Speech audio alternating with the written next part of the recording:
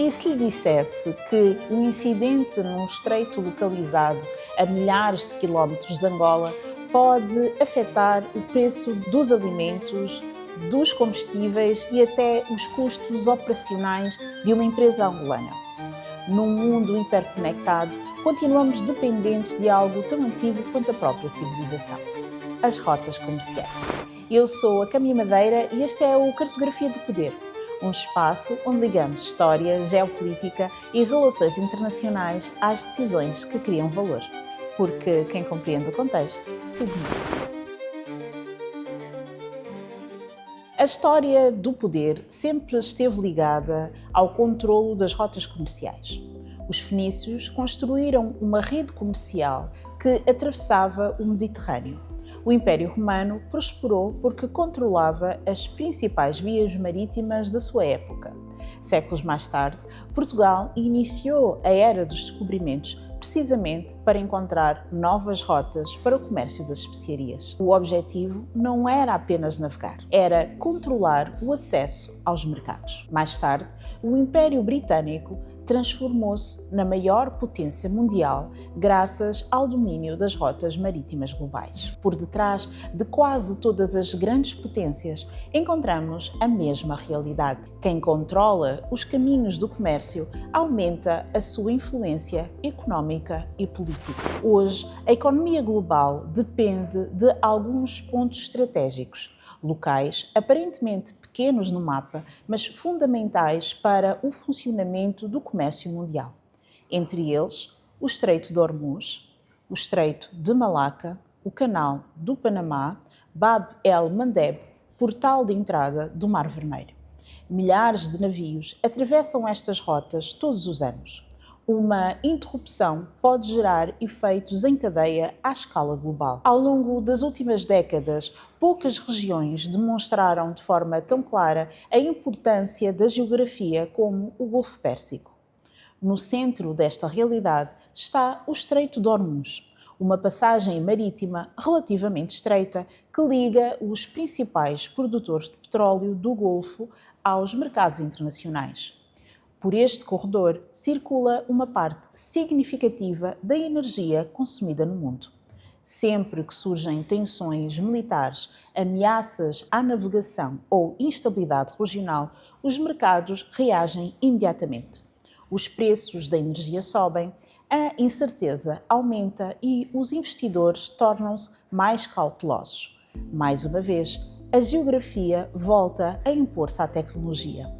Apesar de vivermos numa economia digital e globalizada, continuam a existir pontos do mapa capazes de influenciar decisões económicas à escala mundial. Por vezes pensamos que estes acontecimentos dizem respeito apenas às grandes potências, mas Angola está profundamente integrada na economia global.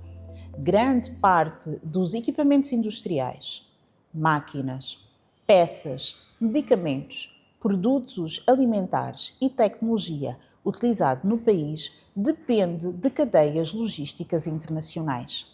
Quando uma rota estratégica sofre perturbações, os custos de importação aumentam, os projetos podem sofrer atrasos, as empresas enfrentam pressão sobre as margens e aumenta a inflação importada.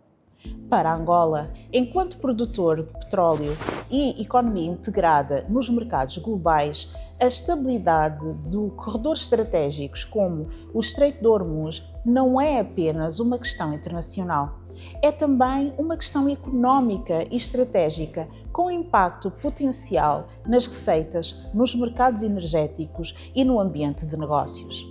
Mas existe uma segunda dimensão menos discutida. A nossa posição geográfica oferece uma vantagem estratégica relevante. Ao situarmos-nos na costa atlântica africana, estamos próximos de importantes rotas marítimas entre África, Europa e América. À medida que o comércio global procura diversificar corredores logísticos, portos, infraestruturas e plataformas logísticas, tornam-se ativos geopolíticos. O desenvolvimento do corredor de Lobito demonstra como a geografia pode voltar a transformar-se numa vantagem competitiva. A pergunta estratégica é: estará Angola preparada para transformar a sua localização numa vantagem económica e logística de longo prazo? Durante muitos anos, os conselhos analisaram risco financeiro, risco operacional, risco regulatório. Hoje existe uma nova variável crítica: o risco geopolítico. Os conselhos mais preparados já não perguntam apenas quanto custa, perguntam de onde vem, quantos fornecedores temos, que riscos existem na cadeia logística, como reagiríamos a uma interrupção de 30 ou 60 dias. Estamos excessivamente dependentes de um único mercado? As organizações mais resilientes não são necessariamente as maiores. São as que conseguem antecipar cenários, porque os riscos do século XXI não começam necessariamente dentro das organizações. Muitas vezes começam no mapa. Ao longo da história, as rotas comerciais ajudaram a construir impérios. Hoje, continuam a influenciar mercados, empresas e decisões estratégicas, porque, apesar de toda a tecnologia, uma verdade permanece: a geografia continua a ser uma das formas mais duradouras de poder. Para os líderes empresariais, a questão já não é se os eventos geopolíticos irão afetar as cadeias de abastecimento, mas quando e com que intensidade. Por isso, avaliar imediatamente a exposição da sua organização a riscos geopolíticos deixou de ser uma opção estratégica para se tornar uma prioridade de gestão. Este foi mais um episódio de Cartografia de Poder, onde a geopolítica encontra a decisão de conselho. Se este episódio te trouxe novas perspectivas, acompanhe os próximos, porque quem entende o contexto, decide melhor.